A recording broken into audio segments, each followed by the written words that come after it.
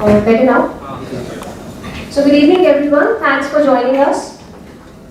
Dear esteemed guests, professors and our students, a very warm welcome to each one of you as we gather here today to attend the CXO series focused on the topic Nuances of Strategy Implementation in the Larger Geographies from a Leader's Perspective. Today we have among us Mr. Manohar Raghavan, ex-director 3M Asia Pacific Limited, and it's truly an honor of us to have such an accomplished and an esteemed personality grace our event. A big round of applause for our guest.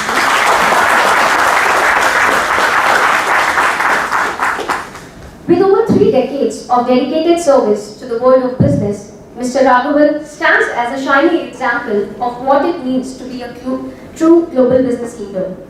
Throughout his remarkable journey, he has tirelessly driven growth, strategies and innovation across the EMEA and APAC region, leaving an incredible mark on the global business landscape. Mr. Raghavan's most recent role as director at 3M showcased his outstanding capabilities in managing and leading the diverse portfolios. His stewardship of the 3M Commercial Solutions and Transportation and Electronics Business Group, based out of vibrant city of Singapore, demonstrates his keen strategic acumen and deep understanding of the evolving global market. Also, a cool fact about him is that he has traveled across 88 countries across the globe. Beyond the impressive roles and the titles,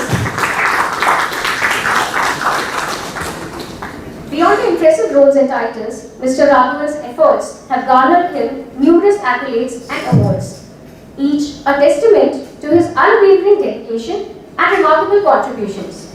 He is known for his strategic vision, mindset and passion to win. As we gather here today, let us not only honor Mr. Raghavan's achievements, but also celebrate the valuable insights and experiences that he brings to the table. So, we undoubtedly you serve as a motivation for these aspiring leaders like us. So thank you. We are really, truly privileged to have you here. Once again, to welcome our guest, I would like to call Professor Dhananraj to present the bouquet.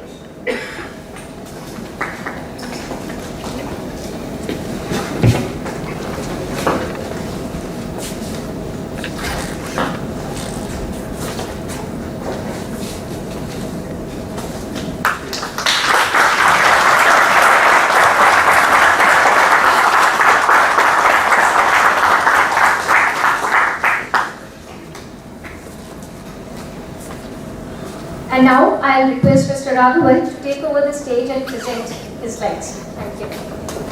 Just walk a little bit. Yeah, good evening everyone. I'm in person, and I did a session a couple of years back, and that was a virtual session. I couldn't attend. I couldn't come down from Singapore with the pandemic and all that. Hope everyone can hear me.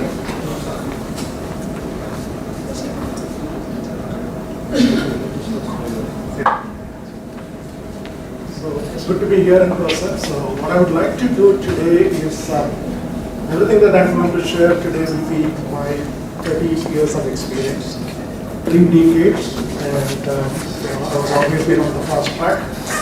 And as somebody mentioned, it's always a privilege to be here in India. I've traveled almost about 88 countries in my last 30 years of corporate life.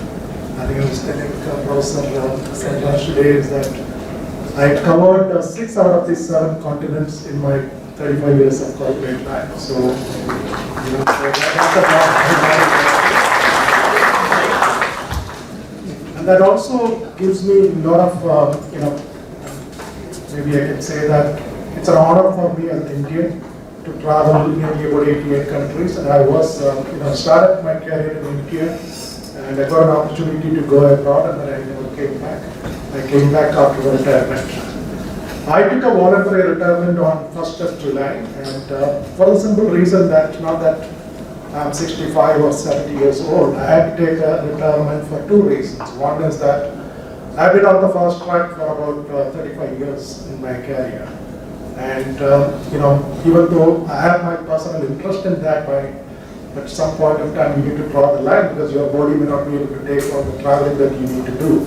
So that was one reason. The second reason was that since I was based in Singapore, we have basically a requirement for a visa, and I couldn't extend my international visa in Singapore. So I was left with the two options. One is to go back to US, where I started my career. And the second option was to go back to Europe, that is Germany or Belgium. And with the family challenges, I couldn't do that. So 1st of July, I decided that I'm going to take a voluntary retirement. So I took my retirement on 1st of July. So as you can see that this is my 2 months into retirement, and still trying to find out what is my next journey or next adventure is going to be. As of now, I'm doing some university programs, and I just signed up with Hong Kong University for MBA students. And I also did an Asia Business School in Malaysia. I did a program for them, and fortunately, she also invited me to attend the XLRI programs as a second one, so thank you for that. So I don't know what is going to be next for me, and I will still be looking at a couple of options. As an investor, as a consultant, as a project, maybe a project leader for some of the companies, something that I will be exploring that. So let me just go through a few slides. What I will do is, I think we have about 1.5 hours. So I'll do about 30 to 40 minutes just going through some of the slides, and then I will spend most of my time Q&A, because I think that's where I would like to hear from the future leaders, and I know most of you are 7 to 10 years of experience, and there will be a lot of questions from this platform. So let me just start with my slides. This is about me, and so as you can see that 35 years career, and started with a company called BASF, which is a German company. Started in Bangalore as a marketing executive. Then I happened to get a chance to go to Germany for about a year as part of the project. So that is where I decided that my future is going to be European.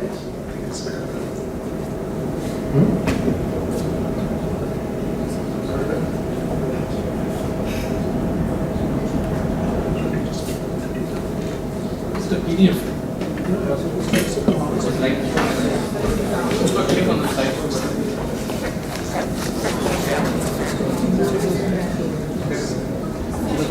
Not download.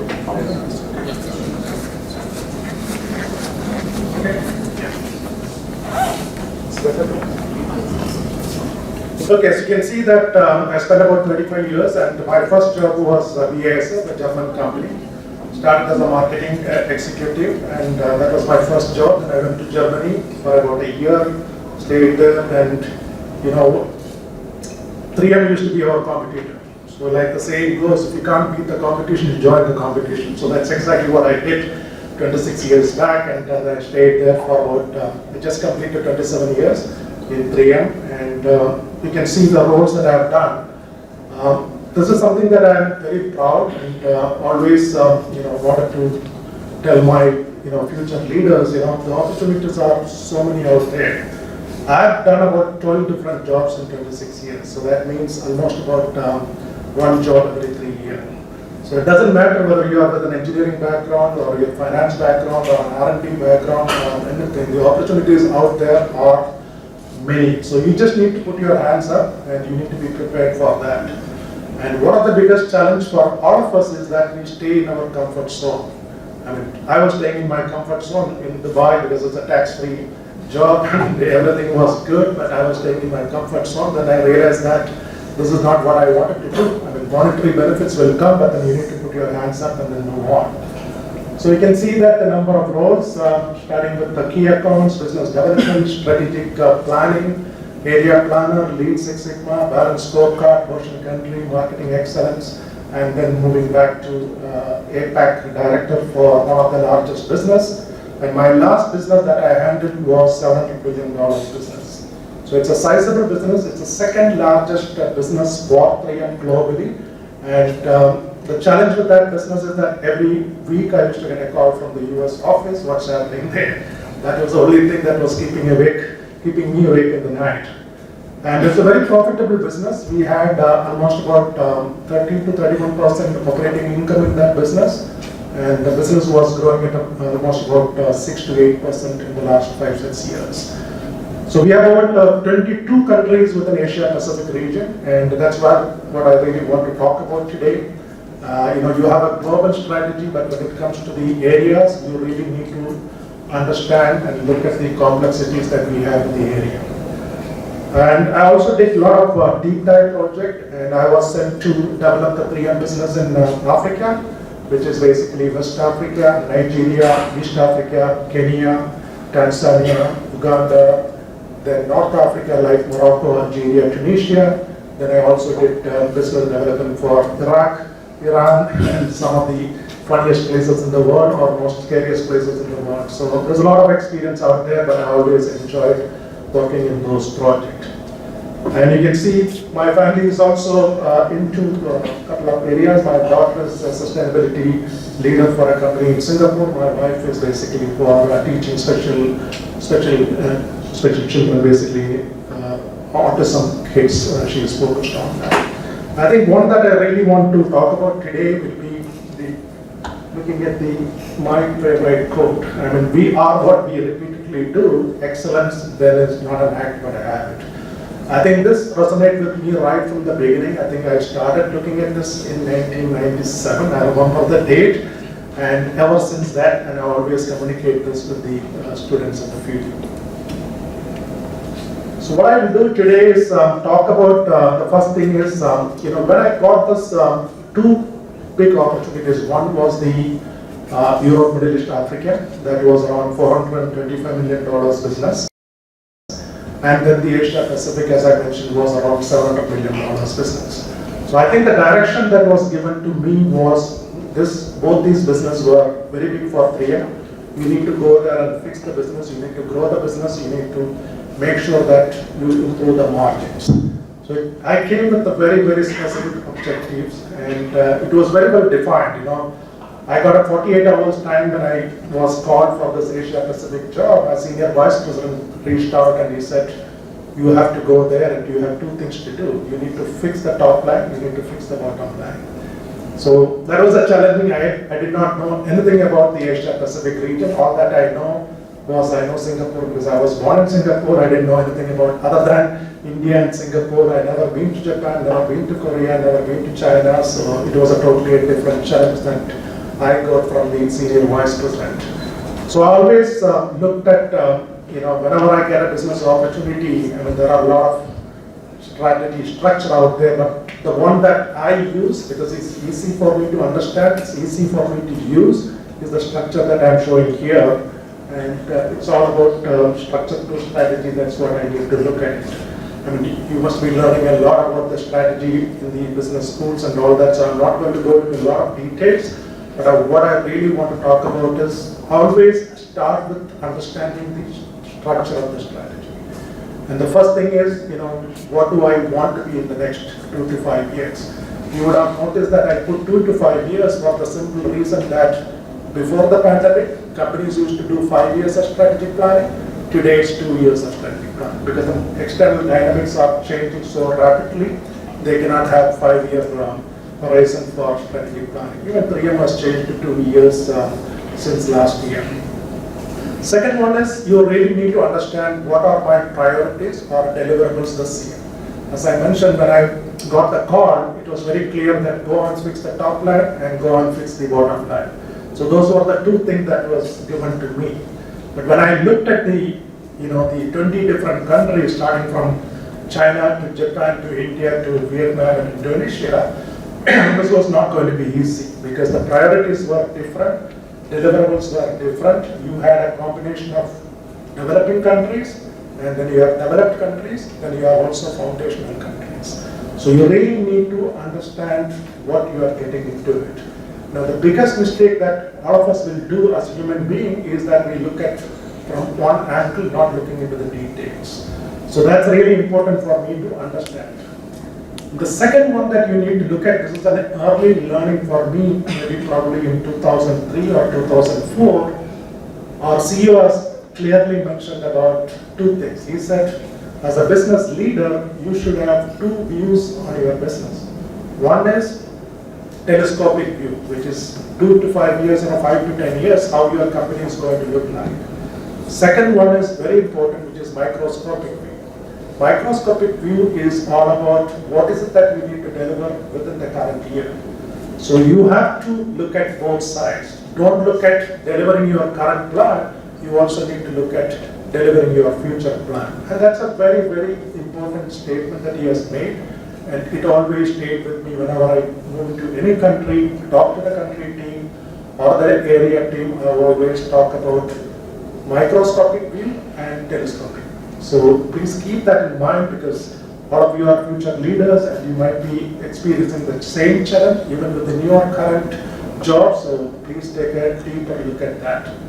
The third one is what is going on around me. I think this is an important one, especially in the post-pandemic situation. If you look at currently what is happening around the world, geopolitical situation, Russia war, Russia-Ukraine war, China softening, your bottleneck on the transportation, your raw material cost is going up. There is a semiconductor diplomacy globally. There's a lot of challenges out there. China is in trouble at the moment. There's a lot going on within China. And then countries like India is emerging. And there's so many opportunities, so many changes out there. And also your mega trends. And one of the paradoxes is that we are a globally well-connected world, but we still don't have a global standard for anything. You have a standard for India, you have a standard for British, you have a standard for Europe, you have a standard for Japan, you have a standard for China. So companies want to implement global strategy, but there are hardly any standards or regulations that is common for everyone. So that's another challenge that you are going to face there. Then if you look at the mega trends, and I will be coming into that the next slide, and the other thing that you need to look at is what shape am I in today? This is really important, especially when you have constraints in the company. You are not going to get the resources, you are not going to get the investment, you have the capability issue, you have the competency issue, you have your internal challenges, and you have your internal constraints. So how do you manage that? You really need to understand, if you want to have an ambitious plan, let's say my division is $100 million today, I want to be $200 million in the next 2 years. It's not going to happen. You can make it from 100 to 110, 100 to 120, but not from 100 to $200 million in 2 years. Because your internal capabilities or internal structure or internal resources may not allow you to do that. So you really need to take a look at what is your internal capabilities, what we call it an internal analysis. Then the next one is really important. What do I need to be what I want? What do I need to do today? Let's say my target is from $100 million to $110 million. That is an incremental growth of $10 million. You need to break that down, because you will not get it without breaking that down. So you really need to understand where that 10 million is going to come from. It may not come from one market or one industry or one initiative or one product group. So you really need to take a look at that. And then what actions that I need to do so that I can get there in 1 year or 2 years. So you really need to break down those initiatives or actions that you can implement. Then the last one that you need to look at is, how will I make sure that I stay on track? Because if you put a KPI, you better measure it. Otherwise, don't put a KPI. I think it's really important for all of us to understand that when you define a KPI, when you put a number out there, you better measure it. And you need to create milestones, because it doesn't happen overnight. In the business, nothing happens overnight. You really need to measure on a quarterly basis and take it from there. Then, of course, especially in the current world, there's going to be a lot of risk. You have the political risk, you have the inflation risk, you have the margin risk, you have the manufacturing risk, you have the people risk. You not get the people. If I look at my Indonesia or Vietnam situation today, the biggest challenge that I face is getting the right people for the job. In India, it might be different. You have more people, but not many jobs. China is the same situation. So, but other countries, especially the emerging countries, you will have a challenge in getting the right talent. So you need to look at that. So I always take a look at this complete framework, start with our global strategic goals, spend a lot of time and effort on external, look at your internal capabilities, key strategies, initiatives, and stay on the course. And I will start with the strategic imperatives, and this is, I think yesterday we talked about this with a couple of people here. I think this is an important one. In the corporate life, all of us, we have just two things to do. One is create value for our customers. Second one is create value for your shareholders. No matter what you do, you need to make sure that these are the two things that are on top of your mind. The third one is important for us to get to the first two of the people. People is the backbone of every company and they need to do that. But if I have to spend time, I will be spending time on the first two. One of the challenges that we face in developing countries, they are too much focused on their customers, they keep forgetting about your shareholders. What happens in that? First year you are good, second year you are good, third year company will come back and say, sorry, we can't make an investment because we don't make money from the company. So it's really important for you to understand that it's all about two things in the corporate world. Create value for your customers and create value for your shareholders. Now, this is again my lesson on this is again one of the lessons that I learned in Priyam that came from our previous CEO, Inge Tulin was his name, and he's no more with Priyam, he's retired. And we were together in a project in South Africa. This is a real example of that. South Africa was one of the biggest countries in Africa. They were looking for investment because that's what happens when you have a CEO visiting the country. Everyone is excited saying that, okay, we are going to get the investment. And so the MD of the company was presenting to the CEO and he said, yeah, this is what we are doing and we would like to look at about $100 million of investment. So the CEO got up and he said, on what basis are you asking for investment? He said, in the Priyam world or any corporate world, you have three things that you need to notice. One is that your company is making the top line or the growth, which is the organic currency or local currency growth. One, margin, which is basically you are the best in margin. So either you make the revenue and the margin, then you are a hero. So that is the first criteria for investment. The second criteria is, I understand that you are not making enough margin, but your top line is excellent, one of the best in the world, and you are still good in the Priyam books or in the corporate world. Third one is, you are not meeting your top line, but you are making tons of money. Your margins are best in the world, and you are still okay. So the corporate guidance is very clear. The CEO said, you have to be in one of those three buckets. If you want investment, because us shareholders, we have a choice. Shareholders, they are shareholders for the company. They can invest in Mexico, they can invest in Brazil, or they can invest in Japan, or they can invest in China. Why would they want to invest in, South Africa when your margins are not accretive to the company, your growth is an average, and your, future outlook is not good. And you just mentioned that, and all of us, we have to shut up and say that, okay, let's focus on our what we can do today. So I think that's really important for you to understand that. Why you can put anything to focus on customers, but if you are not making money for shareholders, you are not going to get anything from the shareholders. No investment, and you will continue to scream about that. When you look at the value creation for the customers, what you do, you can use your fundamental strength in technology, your power of the brand, your global capability, your service capability, everything can be used for creating value for your customers.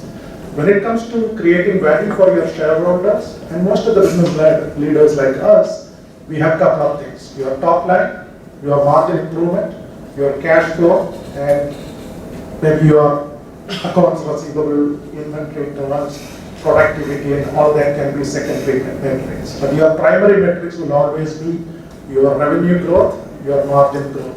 So that's what the companies are looking at. If you look at the CFOs, they might be looking at the dividends, they might be looking at the EPS, they might be looking at the productivity, they might be looking at the return on investment. But those are the secondary metrics. But the primary metrics will always be your revenue growth and your margin improvement and your cash flow. If you look at the R&D, they might have a new product vitality index or the number of patents that they are filing. So those are individual departmental KPIs that they will be measuring it. So keep in mind that whatever you do, when you leave your home every day morning, only two things in your mind. I'm not saying that don't think about your family and all that, that's there. But as a corporate citizen or as a global corporate person, you have two things to do. Create value for your customers and create value for your shareholders. And I make it a point to communicate this on my weekly meeting to the team because it's really important that they understand this. That they will not come back and say that I want to sell, sell and sell with no margins or very few margins, which is not helping you or helping the company. So this is the real world that we are in today and confronting the reality in larger geography. As I mentioned, Asia Pacific, we had 21 countries. If I look at the 21 countries, we had three different combinations there. We had developed countries like Japan, China, Singapore, Hong Kong, Australia, and Korea. Then we have developing countries, it could be India, Thailand, Malaysia, and maybe Taiwan. Those could be put under the developing countries. Then you have foundational countries where we don't know what is really happening. Cambodia, Myanmar, Bangladesh, Sri Lanka, those countries, we don't know really whether can we put them in developing countries or can we put them in developed countries. So we had to understand the area structure. You have a combination of developed and developing countries, so how do you define your strategy? The global strategy is very clear. You go out there, increase the market penetration from 5 to 10%. But how do you do that? Developed countries, your portfolio could be different. Developing countries, your portfolio can be totally different. Your price point could be different. Your price positioning could be different. Your competitive landscape could be different. So you really need to understand how we are going to define the market, how we are going to define the countries. If you look at I also put a chart here from the GDP, and we can see that China is about $19.3 trillion. Then you have countries like Indonesia, other countries which could be $300 billion. Look at the GDP per capita. You have countries like Singapore, almost about $64,000 GDP per capita. We have Japan on other sides, around $33,000 GDP per capita. China is around $12,000. India is around $3,700. Then you have countries like Cambodia sitting at about $1,500 of GDP per capita. How do you implement a global strategy? Everything is different. Your product, your way to market, your external dynamics, your competition landscape, everything is different. So you really need to understand what those micro and macro economics of the country before you take a call on that. So that's the reason I wanted to put this here. You can see such a diverse, economic situation. It's not about, looking at through one lens there. And then the other thing that you need to understand is look at what's happening around the world. Depleting natural resources, changing consumption, increasing government intervention, geopolitical situation. China has got a different standard. Japan has got their own standard. And then you have the shifting demographics. Then you have the economic hangover, global interconnectivity, and growing emerging markets. So look at all this mega trend. And then if you look at where the markets are going, you have the artificial intelligence, you have the virtual reality, augmented reality, electric vehicles, 5G, then you have the robotics, and all this are, seen in Asia Pacific. So what do you pick up on that? Where do you put your investment? I think that's another one that we really need to look at. Then you have the market dynamics. Japan is predominantly two markets, electronics and automotive. Look at Korea, it's predominantly an electronics market. Look at India. India is now becoming an infrastructure market and also manufacturing market. Maybe the consumer is a different one. Look at Singapore. Singapore is known for tourism. Look at Southeast Asian countries, most of them are tourism market. Look at what's happening in Vietnam, it's the manufacturing base. So you have market dynamics which are totally unrelated. There is no uniformity in those markets, so we really need to take a look at that. Then you have the competition. Japan, because of the very strong regulation and the standard, they have a lot of local competition. You go to China, you have both international competition and the local competition. You come to India, it used to be local, but now it's also, area level competition and also international competition in India. And look at Southeast Asia countries, you are going to see a lot of Chinese influence out there because historically that is how the countries were managed by the China organizations. So you need to look at that. Then you are consumer. I mean, one of my learning when I moved into Singapore and they told me that Southeast Asia region, all the 6 countries, the consumer behavior is the same. Your external world is the same. And when I started visiting those countries, the biggest learning for me was there was nothing same. They might look the same, but there is nothing unique about it. Every market was different. The way they do business, the way to market model, everything was different. India, and it could be different from state to state. I mean, India, it looks like 20 different countries put together, and every state has got a different, different outlook and different standards. So you have a multi-layered complexities, geopolitical challenges, and market maturity. Japan is a very advanced market. We sell as product in Japan. It's a marketing wonder how we do that. We have the same product in Japan. Where Japan we get premium, which is 10 plus, 10 to 15% premium. The same product that we sell in Australia, we don't get a premium. Because of the competitive landscape is totally different and the standards are different. So you might be able to seek a slightly higher margin in Japan, but that doesn't mean that India you will get the same thing. India is a price sensitive market. Australia is totally European market, so their standards are totally different from Japan's standards. And China, they support local companies, so the China competition is totally different. So that's something that we need to look at. Then you have the regulatory, I already talked about it. Globally connected world, unfortunately we don't have one global standard. We have standard by country, by segment, and sometimes some of the countries they have 2 different standards. So what do you follow? Do you follow the European standard or you follow the international standard? So you need to look at that. So the biggest challenge that you have is how do we implement a global strategy? So what we do is we also take a look at market prioritization. And one of the learning for me in the developing countries that they want to focus on 20 different markets when they have 5 resources or a $1 million investment. It's a human tendency that I want to sell everything. It doesn't happen. I mean, you really need to prioritize, and prioritize. It's a ruthless prioritization that you need to do it. Whether you want to play in automotive, or you want to play in healthcare, or you want to play in electronics, or in consumer, something that you need to take a decision on that. So you have a lot of tools that you can use for market prioritization. You really need to understand where you can win. In our term, we used to call it RWW, which is real, whether the market is real. W means it's worth it. Sometimes the market is good, but it's not worth it. Third one is, can we win in that market? So we used to call RWW, we used to do a lot of analysis on that. And it's really important for you to understand what is the real worth of the real worth and win. So you really need to take a look at that. Second thing is your customers. You might have key customers like a Toyota, for instance. They could be a key customer for automotive. Electronics, Apple could be a key customer. So you really need to understand who are those key customers that you really want to serve them differently, because their standards are pretty high. So you need to manage their, service model and all that. Then you have retail customers. Then you have business type. You could have a specification business, you could have a project business, you could have a consumer business, or you could have a regulatory business like a healthcare. You can't have one business model for all those different type of business.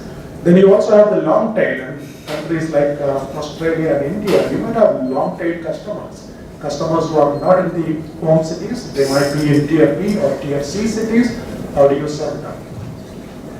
Then you have the products and services. One of your biggest challenges is going to be, especially when you have the developed countries and developing countries, what product that you are going to handle. And how do you position the product?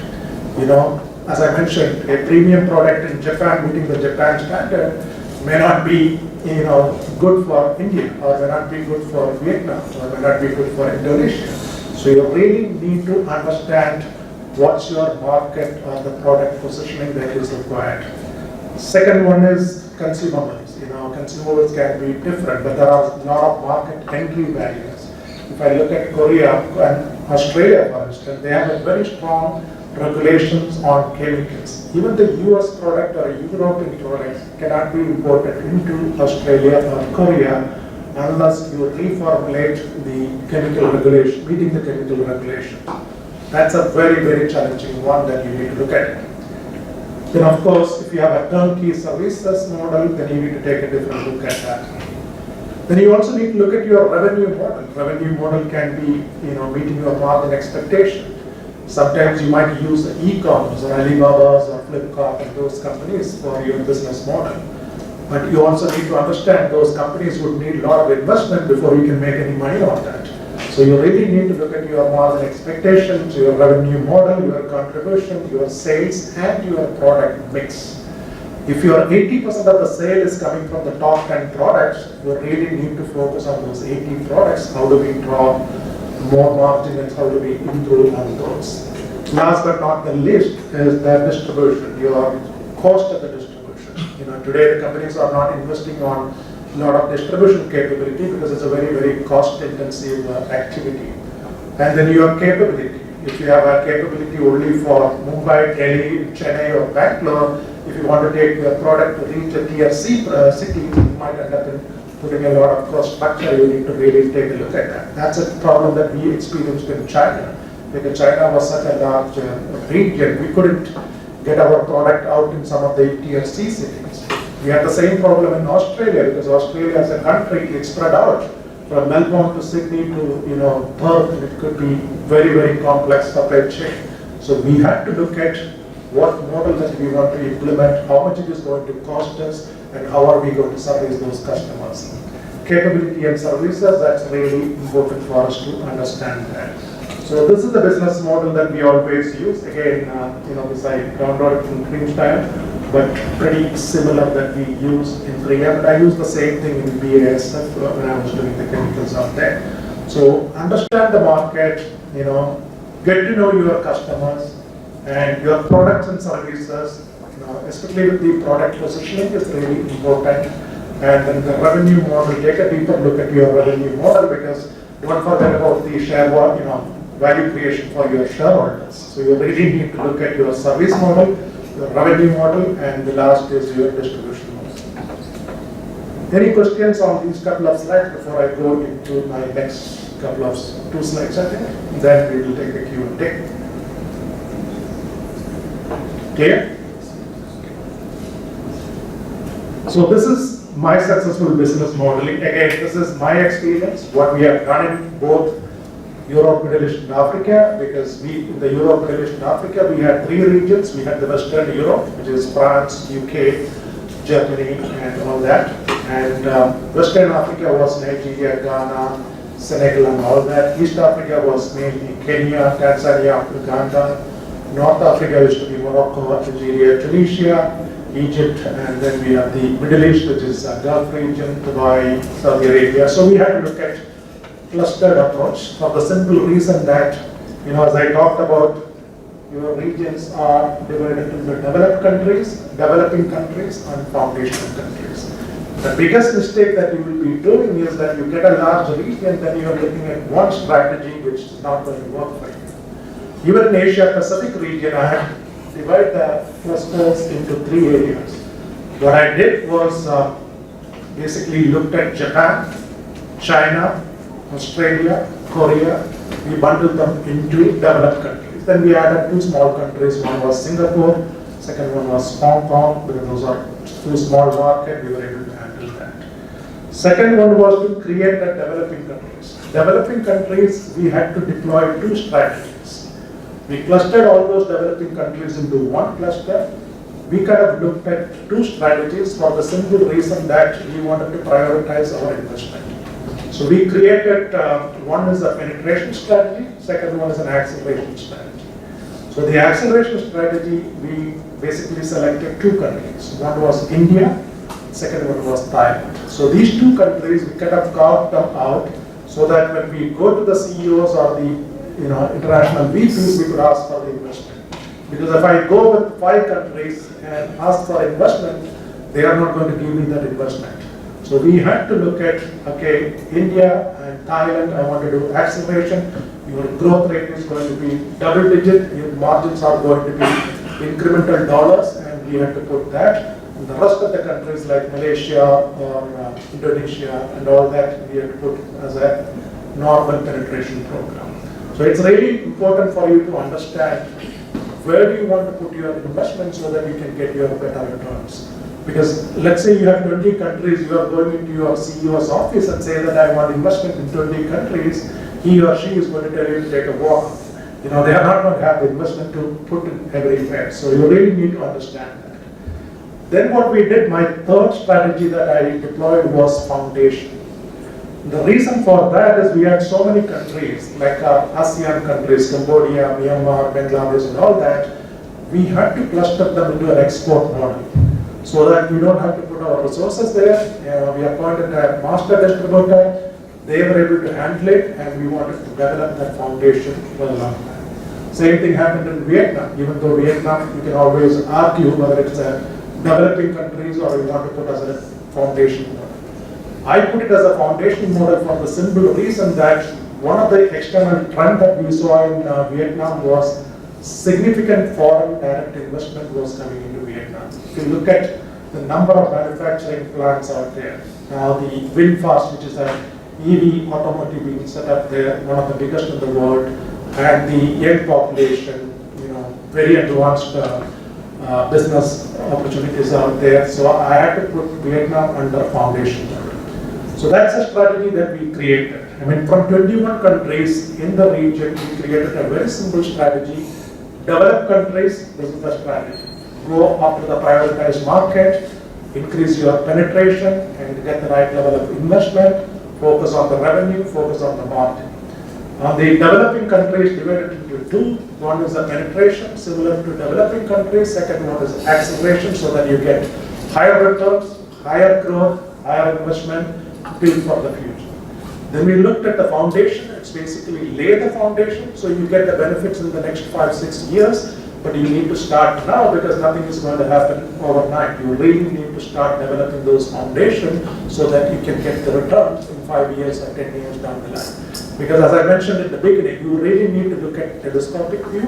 You need to look at the microscopic view. Microscopic views, how do I read my numbers? Telescopic views, in 5 years down the line, where do I get my returns? So this is what I did for the first first pillar, which is called the penetration. If you look at the second pillar, which is an important one, I know there's a lot of R&D people here, is, everyone thinks that R&D will be the one to do the innovation. Innovation can be in the product, innovation can be in marketing, innovation can be in sales, innovation can be in go-to-market model and everything. So everyone needs to come together. But the critical one is the product development. 3M always had a measurement called NPVI, which is called New Product Vitality Index. It's basically the total sales of new products divided by the revenue divided by the new products, you get a percentage. It used to be 30%, 31%, so that's one of the reasons 3M has always been called 3M Innovation. So they used to measure what they call NPVI, New Product Vitality Index. That has changed over the last couple of years. Now they look at percentage of sales, which is totally different from NPVI. They also look at the R&D number of patents and number of new products developed within the country or within the region. They always look at that. So the products and services are really important. Then you also need to look at localization. A lot of the corporation, they have a hesitation when it comes to localization. For the simple reason that your margin could get diluted and you might get into regulatory challenges, you might into risk and all that. But in many countries, localization will be critical for market entry and will also be critical to match with the government aspirations of creating more jobs and all that. India is a classical example for that. We had to put manufacturing in Pune, we had in Bangalore, we had in Ahmedabad, a lot of manufacturing out here because of local regulations. We have in Thailand. We have in China, Japan, Korea, so I was part of some of those activities, so really taking a look at locals. Again, the intent here is not to do every product localized. The intent is basically to look at what product is suitable for localization. If you bring a high technology product and make it in India, you may not be able to meet the global standards on that. I'm not saying Indian products are bad. The standards are different, so you may not be able to meet them. So that you need to look at.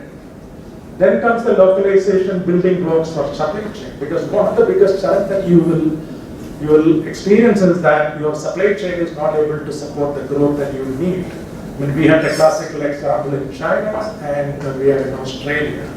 And there is a case study in Australia which I will be talking about a little later. And one of the biggest challenge was that Australia as a country, it's all spread out. So what kind of strategy that you do on the supply chain? Because Australia is kind of sitting on a no man's land there. You know, it's far away from US, far away from Asia, it's far away from everyone. So how do you serve the market? So you really need to look at, we used to call RS as regional self-sufficiency. That means how fast or how your proximity to your customers, how fast can we effectively service them, and what is going to be the cost implications on that.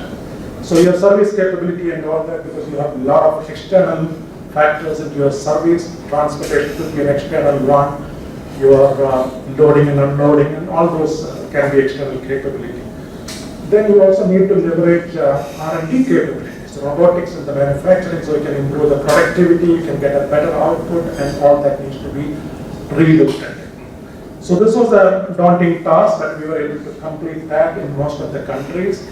We also set up the local manufacturing. In India, we did a chemical manufacturing. During the pandemic, we had to do the hand sanitizers, local manufacturing. So there's a lot of things that we had to do during the pandemic. Then if you take a look at the competitiveness and gain share, you are not alone in the market. You have a lot of competition. You have local competition, you have regional competition, you have international competition, you have a lot out there. You really need to understand what they are doing. Because the biggest mistake that you are doing is, I'm the best in the world and I have about 30% market share, I can retain the market share. You will be surprised. The competition is always coming ahead of the game. Japan, we failed in that, and during the pandemic, we took a, basically an easy approach, saying that, okay, we have a good market share, we are going to retain it. But pandemic got over, we realized that competition invested during the pandemic, and we did not make any investment, and we started losing market share in those markets. China was a classic example. I mean, China, a lot of the companies struggled with that pandemic. They lost about 20 to 30% market share, market value, but now they are trying to get it back. The other thing is sales coverage and capability. I mean, sales coverage for, let's say, India. You can have a good coverage in your Tier A cities, Mumbai, Delhi, Chennai, or Bangalore, or maybe Kolkata. What do you do on Tier B and Tier C cities? How do you manage that? This also needs to reflect your external realities. If you look at the government of India, they are not investing everything in Tier A cities. They have a mandate to spread that investment so that people, they don't flock to Tier A cities and put pressure on the infrastructure. They are investing in Tier B. Smart cities. How many of them? 100 cities or 400 smart cities in India? They have a very, very clear mandate to put the investment for Tier B and Tier C cities. So when it comes to companies, how do we address the sales coverage? Are we going to put 300 salespeople on the ground? It's going to be very, very expensive. And what is going to be the return? So you really need to start looking at, can we build a digital platform or an e-commerce model or a master distribution model or a sub-agent or a dealer model or whatever that you want to call it. You really need to look at sales coverage and capability, because none of the companies today will be able to give you 200 or 300 sales reps. Even if they have a mandate, they will not be able to give you that investment because everyone is constrained on the budget and on the resources, so it's going to be very, very challenging for you to get that. Then the last one is you really need to develop the winning culture. It's all about the people. For creating value for the customers, you need people. Creating value for the shareholders, you need people. People are the assets for the companies. You really need to build that culture so that everyone can benefit on that. Then we talked about commercialization and channel. As I mentioned, product, servicing, positioning, way-to-market models, and advancement in market. You have to understand your strategy before you start building on the marketing plan. Because your strategy is to promote your premium solutions, you better align your marketing strategy to promote your premium solution. One thing that I always notice or always concerned about is marketing work differently than the other things. You really need to come together so that we can win in the marketplace. I'm not saying marketing is bad. I've always been a marketing person. I will always be a marketing person. But you really need to start with your strategy. If your company or the global strategy is a premium solution, you might as well put the money on the premium solution so you can get better returns on that. Then you need to optimize your market models. You can't run 300 business models for a company. You really need to define what are those 2 or 3 business models that you want to focus on so you can get better returns and you can better focus on that. Advancement in marketing, there's a lot of VOC, voice of the customer, VOM, voice of the market, insights driven. There's a lot of data available from the marketing side. Use those data so you can optimize your marketing budget and get the better returns on marketing and focus on the right program. So you really need to make sure that you are advancing the marketing. The basics alone will not help in the current situation, so you really need to take it forward. Last one is, building for the future. While you are doing all this, keep in mind that you have a telescopic view so that you can get a better returns and better outlook for the future. I mean, there was another thing that we always use in our previous thing, while you try to fix the plane when it is flying. I mean, it's a very, very complex thing that you need to do, but whenever I meet with my superiors or senior management, whenever I tell them a problem, and they always come back and say, try to fix the plane while it is flying. It's not easy. I mean, it's a very, very complex procedure and it's a very complex situation, but you really need to do that. As business leaders, and that is what you really need to understand that. Because you have been given a job to fix the problem, you better do it. Otherwise, they will bring somebody else to fix the problem and you will be still watching on that. So this was another one that we really wanted to take a look at. Then I always tell the people, and when you are looking at the building for the future, always look at the mega trends, where the trends are going, and or look at follow the money, what the governments are doing. As I mentioned, if I take a look at the Asia Pacific region, I'm not sure whether they're the same in EMEA because I left about 7 years back. But Asia Pacific, if I take a look at the mega trends, there are 5 that I'm seeing. One is the technology revolution, whether it is artificial intelligence, virtual reality, augmented reality, retail transformation, healthcare, connected healthcare, 5G, auto, electrification, and robotics. So the technology is really revolutionizing the market, and that's going to be the future for Asia Pacific. The second one is the middle class, the people, the skills and everything. So you really need to see what do they need to develop so that they can address the future needs. So that's another one. And the government has got a mandate to build on regulatory and standards. India is spending a lot of time. Then sustainability is becoming more of a requirement rather than a marketing gimmick anymore. Companies and countries are putting a lot of focus on sustainability, the carbon footprint. And I know about 5 or 6 countries in Asia Pacific that are part of the Basel Convention. That means they have to be part of those carbon footprint in the next 5 years. So there's going to be a lot of focus on building sustainability for the future. Then the last one is going to be when you have all this, you really need to look at differentiated investment and building capability. It's not about investing in 21 countries and 20 different markets and 300 customers or building 400 plants out there. You have to be selective in your investment. As I mentioned, everyone is constrained on their resources, whether it is the budget or the people. So you really need to, pick your bet so you can win on that. And it will not happen just overnight. You really need to study the market. So watch out on those. Start with your mega trends and try and understand where the governments are investing. We call it follow the money, so that it's more dynamic and it's also more suitable for privatizing the investment. More slide. Then you can do all this, and then you need to make sure that how do you track all this. You stay the course. There's a lot of tools out there. I mean, in 3M we started with the balanced scorecard, and then we moved into Ocean Country, Then we started using Lean Six Sigma. Then in the last year, we started looking at what we call MIT, which is called the most important task. So every company has got different methods of tracking the progress. But end of the day, no matter what you do, but make sure that you always track the progress. There are three things that you need to do. One is track the KPIs on a regular basis and make sure that you are able to change if it is required.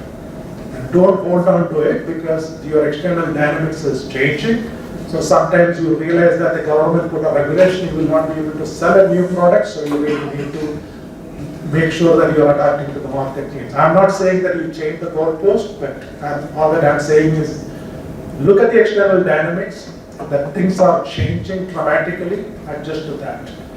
And the third one is create milestones. You really need to look at milestones. Let's say your focus is on increasing the market share from 5 to 10%. Now, when it comes to 5 to 6 or 5 to 7, create that milestone.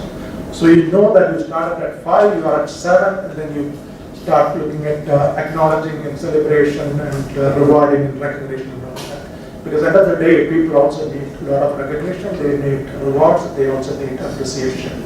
So you really need to look at, we used to call it as a bowler. We have a monthly bowler. We used to measure three things there. One is sales related, which is a top line, gross margin, market penetration. Then we used to look at marketing. We used to look at your MQL, market qualified leads, SQL, sales qualified leads, and then we look at the ROI, return on investment. So we used to track it. When it comes to R&D, we used to track the new product, the percentage of sales, and then the second one was market penetration for the new product. So you have different metrics. And supply chain metrics was always the inventory terms. How fast can you rotate your inventory so that inventory is cash, so how fast you can rotate on that. So those were the KPIs that we used to measure, and BASF used to measure the top line and the product penetration, the market penetration we used to do all that. So this is an important one. Again, I'm not going to define the tools that you need to use. There are a lot of tools out there. I like using balanced scorecard. I like using the question country, which is the A3 or the Bowler. And later on, we also move to most important task, that we're calling it MIT. So tomorrow, something new will come, but it doesn't matter, you just use it. But make sure you are measuring the KPIs so that you know the progress that you are making, and always don't forget to celebrate, don't forget to acknowledge, because at the end of the day, we are all human beings. We need acknowledgement, we need appreciation, and we need to celebrate. So that was my last slide, and then my key takeaways from the last 30 years.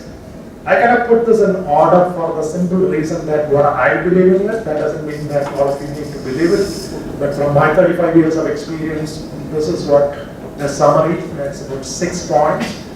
I always want to start with business ethics and compliance.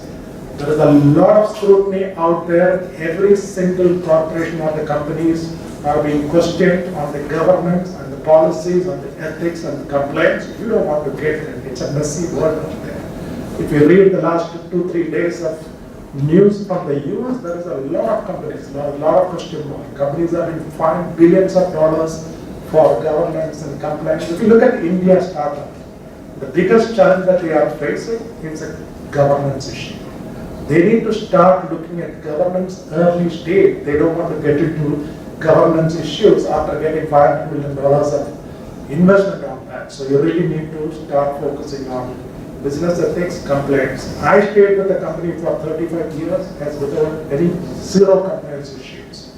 I had to terminate people, more than 20 to 30 people, on the compliance issue. Because there is no questions from the company. When there is a compliance issue, they are out. No matter how good a salesperson he or she is, how valuable that person can be for the company, when there is a compliance issue, there is zero tolerance on the companies. So make sure that you don't get there, it's a messy world out there. Second one is I already talked enough about it. No matter what you do, when you get up in the morning, when you get ready for going to the office, keep in mind that your job is to create value for your customers. You need to create value for your shareholders. Once you are clear on those two things, and when you come to office, you know that, again, prioritize it. On a very good day, you are going to get about 3 or 4 hours per day. You can say that, oh, okay, today is 24 hours. 6 hours will go for traffic, 7 hours, 7, 8 hours for sleeping, lunch, coffee break, and all that. You add up all that, you are left with the 3 or 4 hours in a good day. You don't want to do 20 different things. You want to do 2 things that you can do it right and do it more often. Third one we also talked about, follow the money. Read newspapers, follow the news, and follow the LinkedIn, join the group. There's a lot to learn from there. Meta trends. Always bring in the outside in perspective. When I joined 3M, my biggest challenge was everything is being driven from inside. I said, I don't want to do this. I want to look at it from outside in. That outside world may not be a reflection of your internal world. You really need to understand what is your outside world, what is happening out there. There is a lot happening there. So you really need to leverage on the mega trends. Your competitive landscape, don't underestimate your competition. They might be a small company today, and they will be a bigger company. But look at the last 20 years, all the big companies, in the last 20 or 30 years, and look at where they are today. Maybe 5 or 10% of them are still there. The rest of them is already gone. Look at Nokia, what happened to Nokia? They were the market leaders. So a lot of competitive landscape out there. Watch out on the geopolitical situation. Things are changing. It will change further. There is a volatility out there. Everything is going to change. And then the regulatory we talked about. The fourth one is very important one. When you are looking at global opportunities or regional or different countries, the biggest one that you need to keep in mind is that culture, diversity, and inclusion. In my world, everyone is important and everyone can contribute. When I had my team of nearly 600 people in Asia Pacific, my direct team members were about 18 of them. Every single person was from different country, different culture. And I purposely did that because I really wanted to build on that. Diversity, culture, and inclusion is really important for these companies.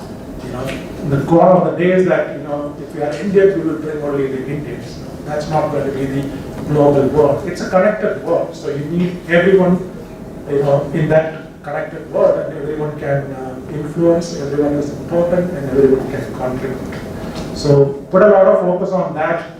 There might be language barrier, but having spent my 3 decades in different countries, a lot of them English is not the primary language for them. But believe me, the culture, that what you can learn, and it's amazing. I think that will really mold you to a different person, different outlook. So look at that. And then I also mentioned about networking.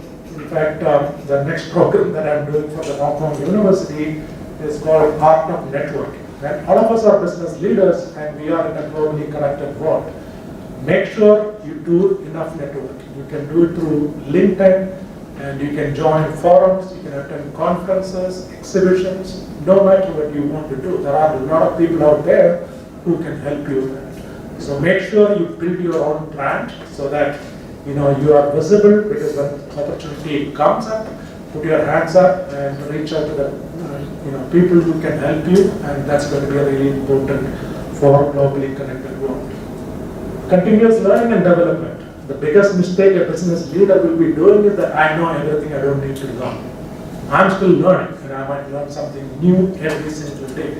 It doesn't matter whether you learn from a 5-year-old kid or a 60-year-old person, it doesn't matter.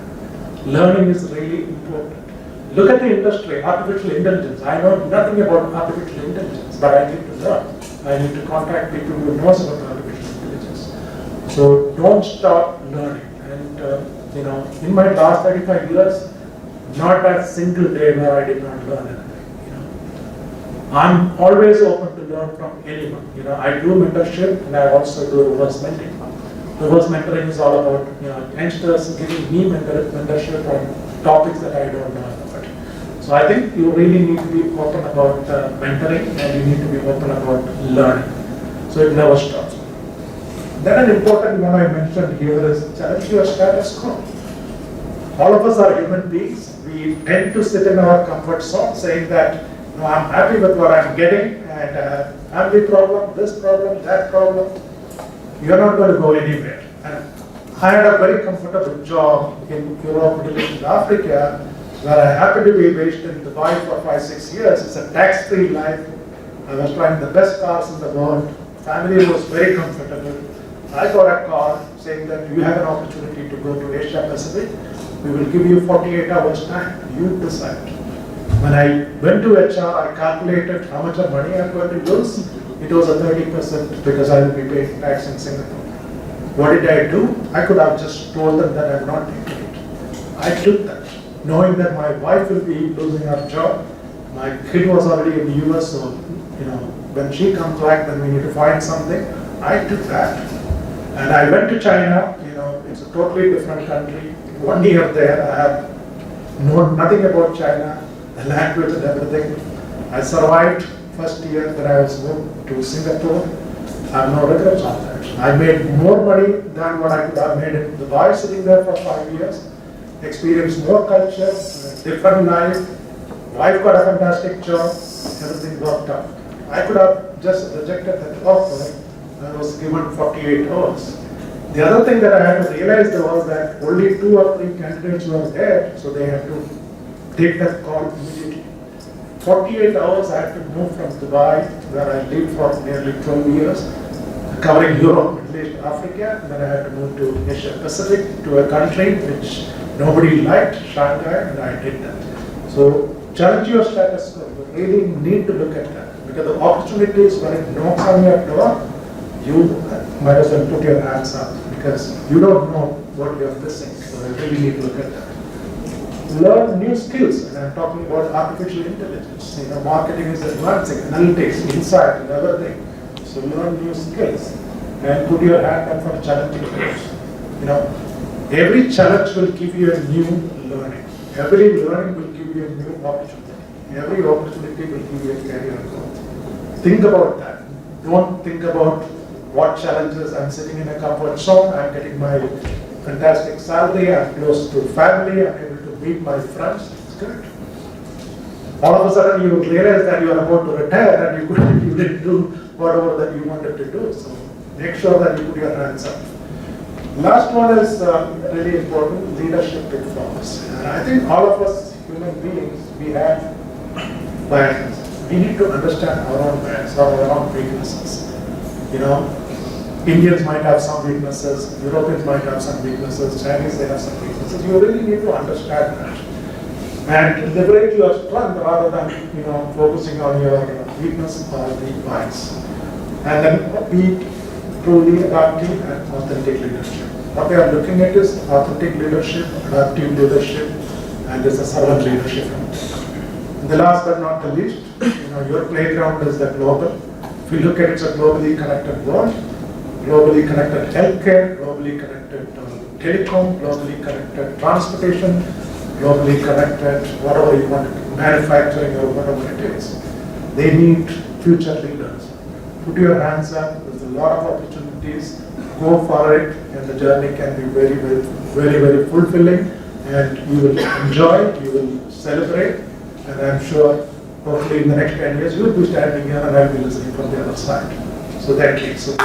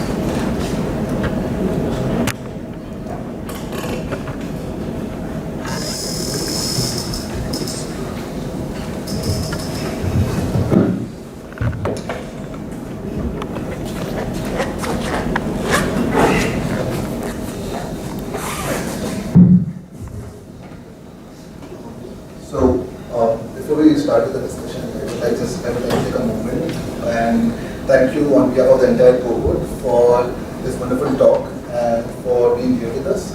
It's a pleasure to have you, sir. Okay. And yeah, we already have a few questions from the batch, few common questions that we'll be discussing with Shobit and Anukush will be discussing with you. And then we'll open the forum for a few more questions. Yes, perfect. So yeah, to begin with, I wanted to talk a bit more about your international business development experience.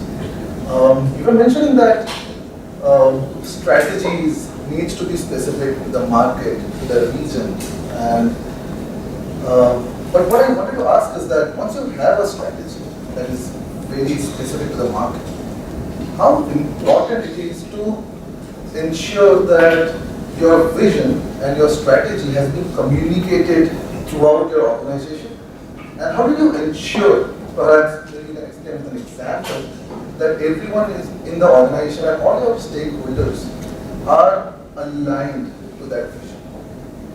It's a very good question.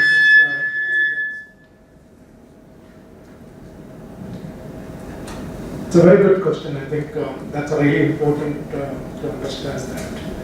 One of the pitfalls or the challenges in the global organization is that the strategy comes from the top. Your CEO or somebody or a strategy saying that your vision for the company is, let's say, $100 million today. In the next 5 years, you want to be $200 million or $150 million. So you can have a couple of KPIs for that. One could be dollar value, revenue, or it could also be the margin improvements. So that's a global strategy. The challenge is that they would have looked at area or the geographical challenges that each geography is going to have. Second thing is a company like 3M, we have almost 65,000 employees and spread out across different countries, and the communication doesn't really reach out to the employees. So the two things that you need to do, one is to ensure that whatever strategy or the communication that comes out of your global operation, you need to communicate that either through the employee forum or through a monthly operational meeting, or could also be country level meeting. So you really need to make sure that you communicate the global strategy. And I had some great examples. When I came into Asia Pacific region, we had one country, unfortunately I'm not going to mention that country, it is not India. We had a country which is a developed country, and they never delivered the plan for about 5 to 6 years. So when I moved into this job, and my boss told me you need to go there and try to find out what's really happening there. So I spent about 1 week meeting with the internal stakeholders, external stakeholders, leaders, and I also talked to my competition and all that. Try to find out what's really happening. So I came back with a couple of things. One is that we had a misaligned strategy. The global strategy was telling everyone to focus on 3M developed product or the core products. Because I realized that the contribution for the core products is hardly 1 or 2%. 80 to 90% of the sales were coming from locally developed products. So there was a misaligned strategy. The second thing was lack of communication, because this country was not focused. We didn't have a customer stratification. They were trying to sell everything to everyone. They kind of diluted the focus, even though we didn't have the investment there. And the third one was your external world, which is your dealers and distributors, were totally misaligned. And I still remember the number. I mean, we had about 385 partners in one country. Just imagine 385 partners. Even if you want to meet one by day, you only have 366 days. You will not be able to meet them. So I came back with the 3-4 different things, and the last one was the cost of the operation was significantly high. With the kind of product that they were selling with the low margin, there was no way that we were able to justify that investment. So I came back with the revamping of that country with the 3-4 recommendations, and then I got the support, and it took me about 2 years to get that done. And Now that country in the last 5-6 years, they are one of the most profitable and they are also growing. So it's all about communicating their strategy and making sure that the country is aligned with your priorities, and they need to understand that if they are not aligned with the strategy, they are not going to get the support that they need. Because when there is a misaligned strategy, no one is going to look at it. So I think that's really important. So two things here. One is you can have a global strategy and you need to communicate that. The second one is there may be a little bit of adaptation required to ensure that your local country is also following it on that. I hope that helps you. Absolutely, sir. So again, somewhat on the similar line, and during your talk also you're mentioning that when you're working in diverse markets and when you have a very diverse portfolio, prioritization is very important. And speaking of which, 3M has a very diverse product portfolio. And we understand that portfolio management is essential for managing these diverse product lines, right? So if you can share with us what kind of portfolio were you managing in your initial days, and what were the strategies, or what was your plan, how you were handling your portfolio to ensure they perform well? Yeah, great question. So let me start with the type of product that I was handling. In my last business, which was around $70 million, we had 6 different types of products. One was an architectural finish. We call it a specification driven project. We need to specify the product and use it. We had a lot of consumer business, which is basically driven by consumables and domestic business. We had kind of an automotive business. Again, it's an OEM business. Then they were also into cleaning and other safety businesses. So I had to look at your consumer behavior and consumer base before we could put the strategy down.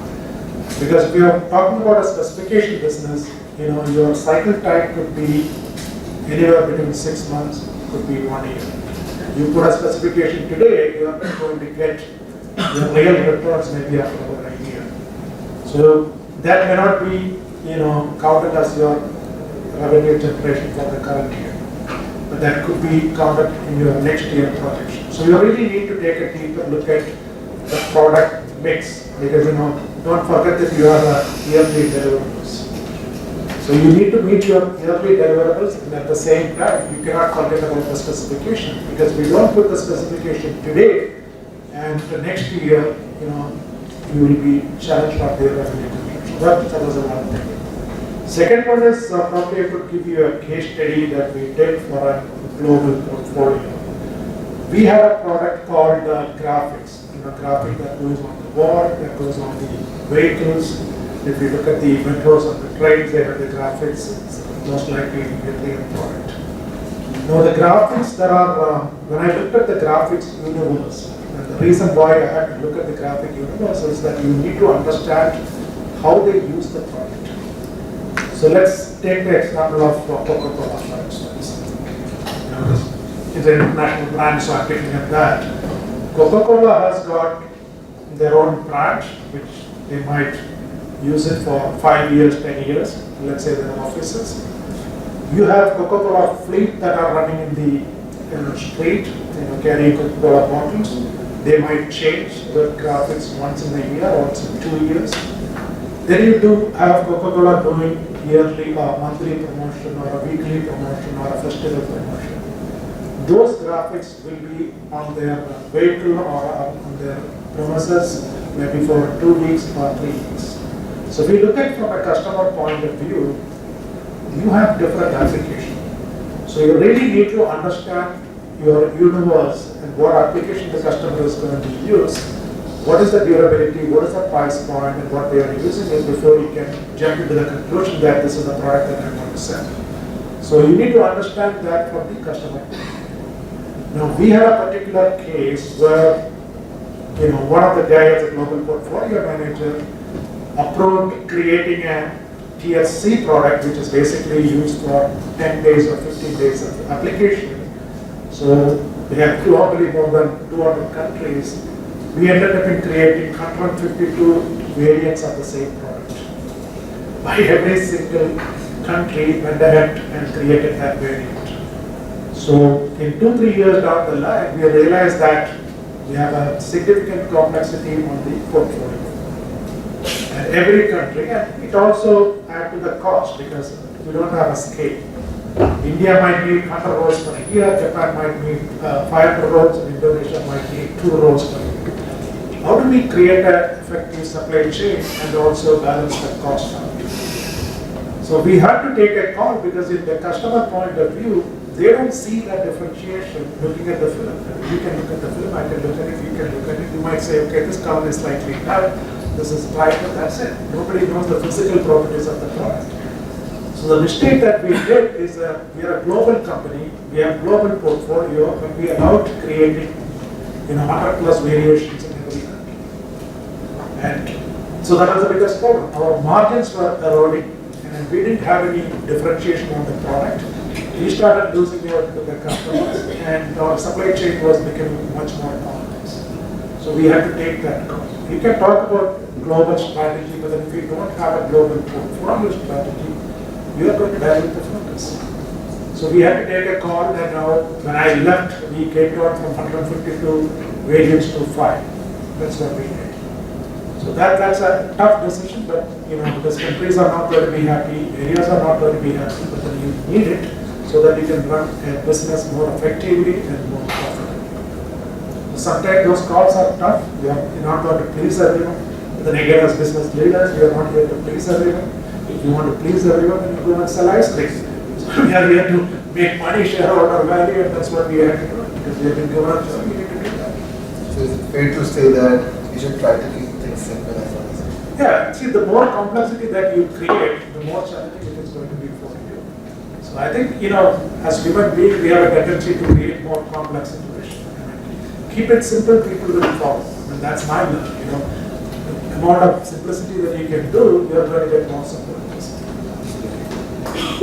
So, probably I'll bring back the discussion from portfolio to strategy and just picking up this line that how it is important to keep the things simple. I read in one of the articles a couple of days back that a good strategy is often about creating a consistent narrative that people can understand easily and therefore are motivated to execute. And there comes the strategy execution methods. And you already mentioned in your presentation that you have an expertise in Hoshin category and balanced scorecard methodologies. So could you elaborate on how you use those in your strategy initiatives? Yeah, it's a good question. And I think the challenge with the strategy is the implementation. Articulating the strategy might be easy because somebody has already done the work. Now, how do we implement that at the country level or at the area level? It's like, if you try to boil the ocean, it's not going to happen. You really need to take different levels of the strategy. And I remember our strategy had to be, divided into 4 key levers. One was the portfolio, the second one was the business transformation, the third one was the way to market, the fourth one was the innovation of the product. So we had to divide the strategy into management pillars. And then you look at, putting initiatives, let's say innovation, your initiative is I want to introduce X number of products into X number of countries. So that could be your initiative. When it comes to portfolio management, let's say 80% of the mix should come from 5 portfolio or the 6 portfolio, and 30% of the margin should come from this. So you really need to look at it. Same thing with the countries. If you are, Japan is my biggest country, so I cannot drop Japan. So I need to make sure that I get it right in Japan before I start jumping into Indonesia or Vietnam or any other country. So you really need to break it down into what is really important, that is must do, and then what is the next initiative that you need to do. When it comes to measuring the strategy, and I kind of like the Hoshin country because Hoshin country is always start with a true north. The true north, let's say your true north is $700 million is your true north. Then you look at your annual objectives. What is your 5 annual objectives? It could be sales penetration, new product, supply chain, or marketing. Then within those 4 or 5 pillars, you need to look at what are the 2 things that you want to do. Then we start measuring that through, we call it power line, that's our Ocean country word. So you start with that true north, comes down to the annual objective, then you divide that into your initiatives, then you take that initiative through the what we call A3 or the bowler. So the bowler is reviewed every month, A3s are reviewed by the team every second week. So that's on the Ocean country. If you want to look at the balance scorecard, which I believe was introduced in 1992, and it talks about 4 aspects. It talks about your organization strength, then it talks about finance, it talks about portfolio, it talks about customer. The only difference is that balance scorecard, everything is given in one page, you are able to measure that, so the communication becomes much more easy and it's very clear to communicate. So it doesn't matter what tool that you use, make sure that you are able to measure it. Then as I mentioned, we started using what we call it MIT, because everyone realized that too many tools, too many Excel sheets, so why don't we simplify it? So we started simplifying. We learned that from a company called KCI. I think they were the first one to implement that MITs. We started using most important tasks. So all my team members, they have a quarterly MIT which I used to review on a monthly basis to make sure that we are progressing well and we are able to advance.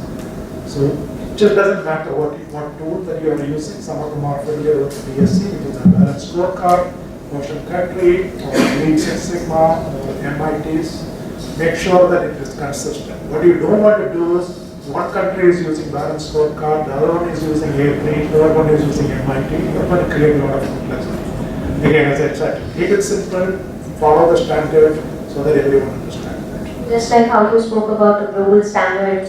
That's nice. Thank you for answering that. My next question would be, you already traveled around 88 countries and you have done business in many of those. So you must have noticed that in this ever-changing landscape, one thing is common and that is uncertainty. Change. Change is the most common, I would say, a permanent thing, right?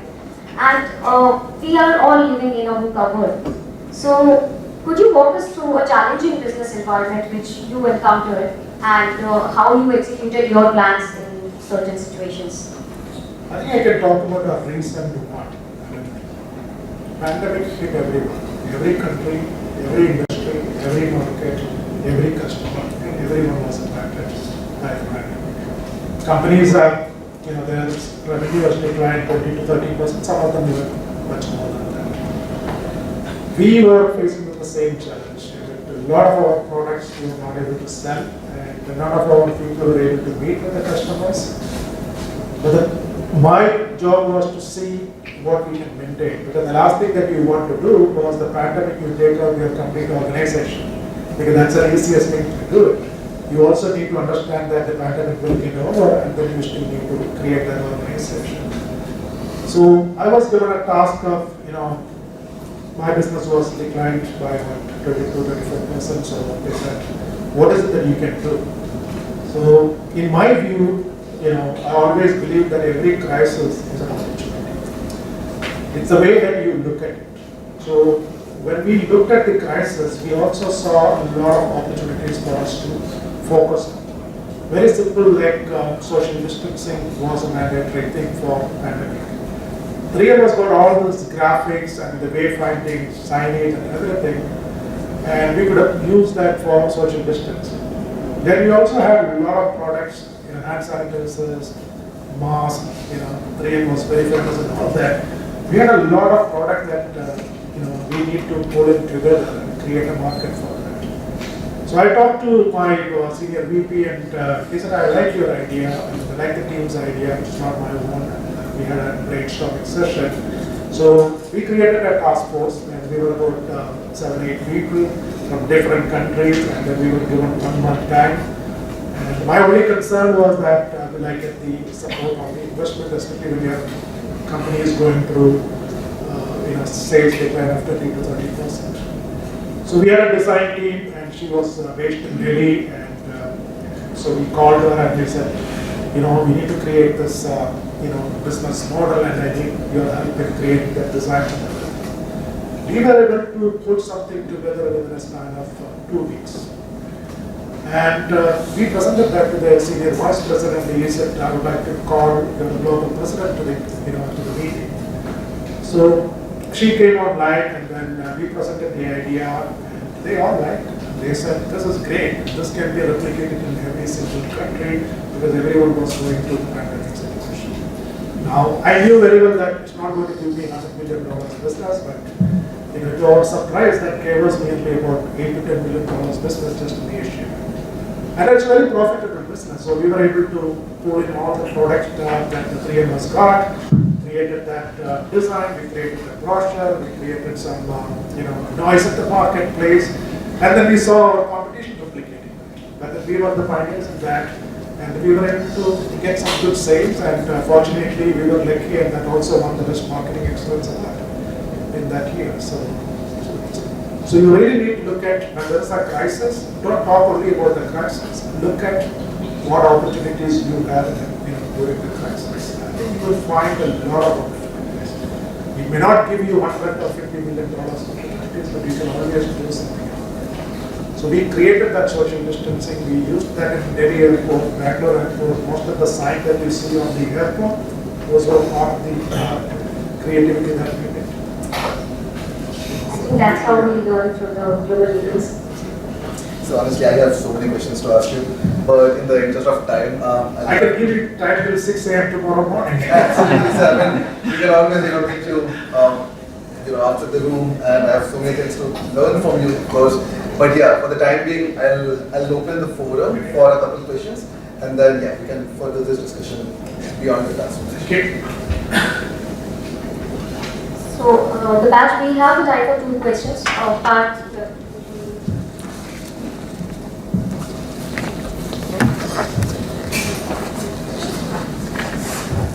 Good evening, sir. Actually, I've also worked in sales for the past 11 years. I was a regional sales manager looking after North India region. So my focus was always on India. So can you give us some good key skills or any tips for international business development? Yeah, I think a couple of them. I started in India, as I mentioned. My first job was in India. Okay? There are 3 things that I will look at. One is that open to challenges. I think that's the first thing that you need to look at. Now, as I mentioned, sitting in the comfort zone is not going to give you any opportunity outside. Second one is look at networking, because you really need to know the people outside India. If your company has got a branch in Singapore or any other country, it might be easy, but if you really want to get into other companies, you really need to network. So you need to start building your brand, as a networking opportunity there. The third one is follow the money, where your expertise might be, Indian market, but look at where the investments are going, whether it is the artificial intelligence, automotive, or even the manufacturing, or whatever it is. And follow those trends and then see what skills that you need to develop to meet those. Retail might be easy because the retail world in India and outside it could be similar. But when it comes to more specialization like healthcare, because of regulatory and other standards, so you really need to follow that. And the last one is basically keep trying. Don't get disappointed if it doesn't happen in your first try. Because at the end of the day, there are a lot of people applying for the same job. You may not be the only one. So keep trying and then make sure that you create a kind of a time zone. Because let's say you are here today, in the next 2 years you want to be here. It's not going to happen immediately. So you really need to take that, step approach. They say that, okay, I'm here as a regional sales manager. I want to be outside for international market, so start with maybe Southeast Asia or maybe a portfolio.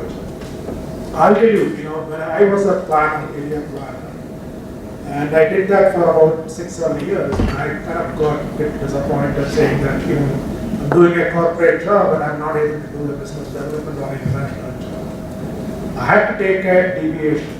What I did is I put my hands up for 6 months because I said I'm going to learn something which will give me a better opportunity. I took a deviation from my sales and marketing or business development to 6 months because I wanted to learn something new.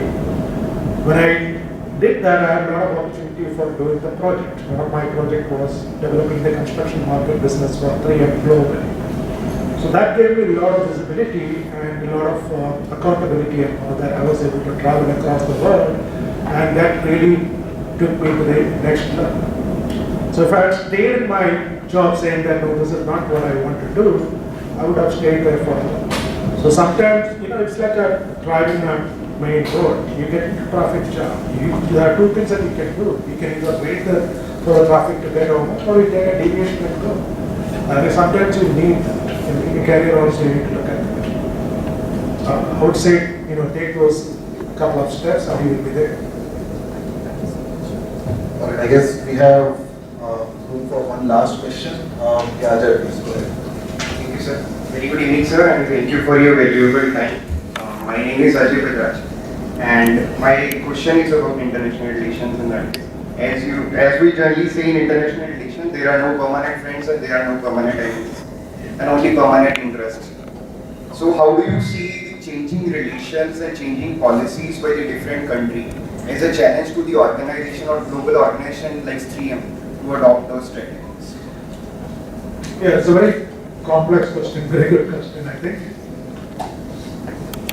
Your starting point is your international standard. There are already well-established international standards. Whether it is the British standard with the ES, or the American standard with the ASTM, or the European standard with the EM standard. So your starting point will always be those three international standards. Then you look at study those international standards, and then you also look at, let's say you are entering a Japanese market. Your starting point will be those standards. You can still evaluate the market, and then you study the local regulations or local standards. It may not be a significant variance there. Maybe some of the performance criteria might be different because of the local standards. Try and adapt to it. And there are two ways you can look at it. One is by localizing the product. So your product strategy will change. Second thing is, or you will be upgrading the product to meet the local standard. This is where your investment and your prioritization will come into play. If you select 100 products and tell your company that I want to qualify these 100 products for a Japanese market, they are not going to have the budget or the resources to do that. But if you prioritize with the help of sales and marketing or the business leader, saying that out of this 10 products, and 2 products contribute 80% of your opportunity, get those 2 products as prioritized and invest in them. If you look at the automotive industry, that's exactly what they are doing.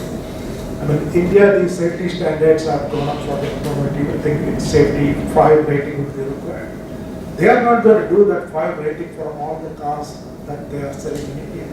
They are going to look at the top 5 models and how do we get the rating on them. That's exactly what you need to do. You might have thousands of products, but you need to take a step back. If you are an investor, if it is your own company, how will you prioritize that? Where you put your investment? So that will be your starting point. So 2 things. Start with the international standards. Try and understand the implications of that. Understand your local requirement. And then prioritize based on your better returns that you are going to get. And then you will get exactly what we do. We have products made in Japan, China, US, Europe. But when it comes to a specific market, we have to prioritize. You have to pick your battle that you want to win. If you ask for 100 products to be tested, no one is going to do that. So I would recommend that. Thank you so much, sir. Thank you so much, sir. I'm sure every one of us got something to take note today. But yeah, I'll now invite Videsh for the thank you.